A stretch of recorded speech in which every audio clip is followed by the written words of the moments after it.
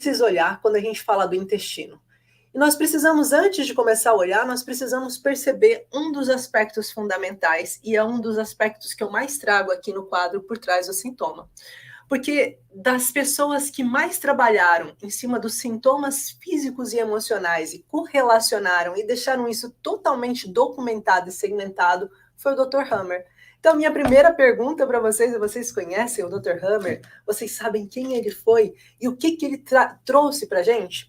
O Dr. Hammer, né, na medicina nova germânica, ele criou 5 leis biológicas. Em cima dessas 5 leis biológicas, ele defende várias questões. Mas de forma direta, e para ser mais simples para você, eu quero trazer isso mais mastigado para que a gente tenha tempo de falar dos outros aspectos também.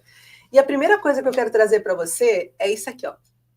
A coisa que eu quero falar para vocês, eu trago sempre esse desenhinho para vocês conseguirem entender. Vamos pensar que isso é o cérebro do paciente. E o cérebro do paciente, ele se divide em várias áreas, né? Nós temos aqui o córtex frontal, nós temos os lobos, né, temporais, nós temos aqui atrás, por exemplo, o tronco encefálico, nós temos a amígdala cortical, lateral e várias pontinhas que existem no cérebro do ser humano. E quando nós olhamos o cérebro do ser humano, nós sabemos que cada área, por exemplo, o olfato, a audição, o paladar, o tato, ele corresponde, ele passa uma informação através das sinapses para uma área específica do cérebro. Por que eu estou trazendo isso que é um pouquinho mais complexo? Porque assim como essas coisas trazem uma conexão para o cérebro leva uma conexão para outras coisas.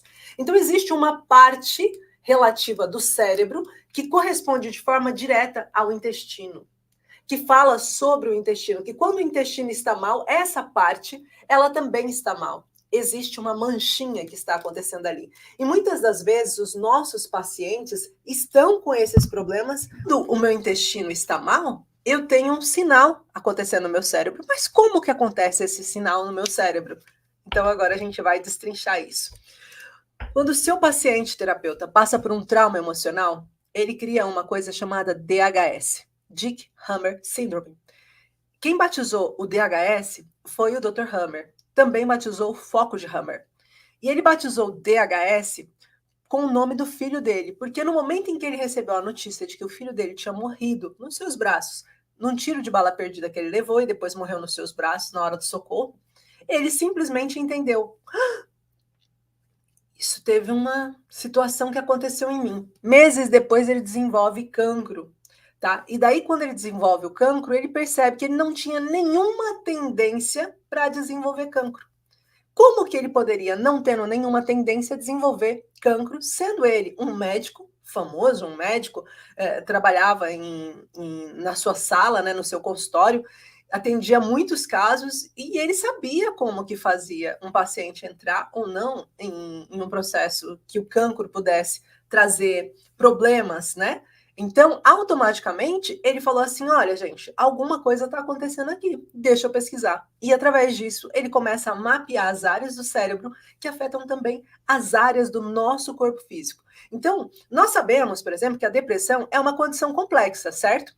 E que, como terapeutas, nosso papel é buscar as causas profundas, onde muitas vezes essas respostas elas estão fora do comum. E esse é um ponto que nós precisamos entender.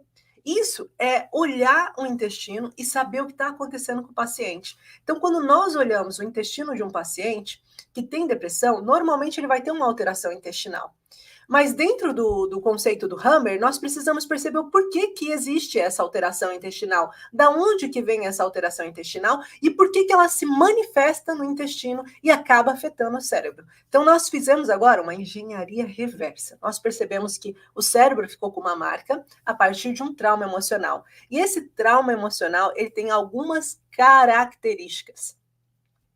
Nós precisamos entender algumas características. Mas antes de eu continuar, deixa eu perguntar: tá fazendo sentido para vocês, terapeutas?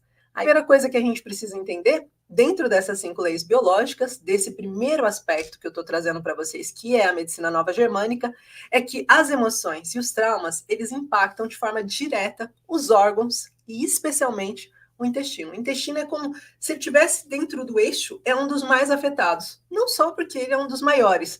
Vocês já ouviram falar que o intestino é o terceiro cérebro, ou o segundo cérebro? Alguns falam segundo, outros falam terceiro, porque consideram o coração. Mas o segundo cérebro? Já ouviram falar sobre isso? Quem já ouviu falar sobre isso, coloca aí nos comentários. Já ouvi falar sobre isso. Então, se a gente for pensar que ele é o segundo cérebro, ele é um dos mais afetados. Mas não só. Vocês, ao longo dessa live, quando eu estiver falando dos 4 aspectos, vai fazer sentido para vocês. Vocês vão descobrir coisas que vocês talvez nunca tiveram visto antes. O porquê que afeta o intestino um trauma emocional, e a maior parte dos pacientes com depressão vão acabar desenvolvendo uma depressão severa quanto mais afetado o seu intestino estiver.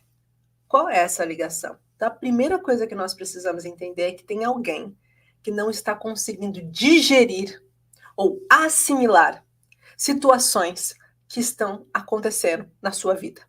O nosso intestino, ele é feito para isso, digerir e assimilar. Intestino delgado, intestino grosso. Digerir e assimilar. Então, se nós formos olhar para o conflito emocional do intestino, nós sabemos que uma pessoa não está conseguindo digerir aquela informação. Ela não está conseguindo assimilar aquela informação. Por isso que muitos pacientes acabam tendo crises de diarreia assim que aquela informação chega. Sabe quando você recebe uma notícia e a primeira coisa que se manifesta é seu intestino? Emocionalmente, você liberou um monte de reações orgânicas para o seu intestino. Por quê? Porque o seu corpo se emocionou, trazendo um conflito de não consigo digerir, eu não consigo assimilar isso. Como assim? Como assim eu posso perder minha casa? Como assim você precisa que eu libere isso? Como assim que eu fiquei sem dinheiro no banco? Como assim que eu vou ser mandada embora? Como assim que está acontecendo uma traição e eu não sabia? Eu não consigo digerir, eu não consigo assimilar. E eu preciso de tempo para digerir isso. Quando eu tenho uma diarreia, é sinal que eu preciso, que eu não quero saber daquela informação, eu quero que ela vá embora muito rápido. Já quando eu tenho a obstipação, ou seja, a prisão de ventre, significa que eu não estou conseguindo liberar aquela informação. Sabe quando alguém te conta alguma coisa que parece que você fica presa ali, que você não consegue falar sobre aquilo, que você não consegue se expressar sobre aquilo? Então, são essas as situações que acabam colocando o seu paciente num conflito emocional em que ele adoece a sua flora intestinal, em que ele entra num processo de disbiose, ou seja, inflamação intestinal. E a partir da inflamação intestinal acontecer, vários outros conflitos acontecem. Então, o